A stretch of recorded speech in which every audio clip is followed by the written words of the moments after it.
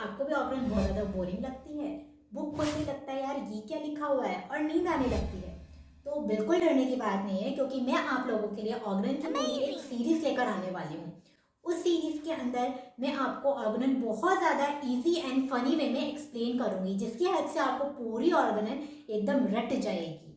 साथ ही साथ मैं आपको पूरे ऑर्गेनन के प्रॉपर नोट्स प्रोवाइड करूँगी, उसमें बताऊँगी, एक्सप्लेन करके बताऊँगी कि आपको एग्जाम में क्या पॉइंट्स लिख कर आना है, जिससे आपको बहुत अच्छे मार्क्स मिलेंगे।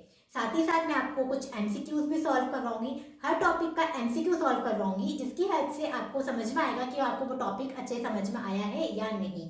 साथ ही साथ मैं आपको कुछ वाइवा के क्वेश्चन भी बताऊंगी। इन सारी चीज़ों से आपको बहुत अच्छे से एग्जाम में मार्क्स मिलेंगे। और एंड में मैं आपको हर टॉपिक का निमोनिक्स दूंगी, जिसकी हेल्प से आपको हर टॉपिक जो है बहुत ईजिली याद रहेगा। यदि आप मुझसे ऑनलाइन पढ़ना चाहते हैं तो जाकर सबसे पहले मेरा चैनल को सब्सक्राइब कर लीजिए।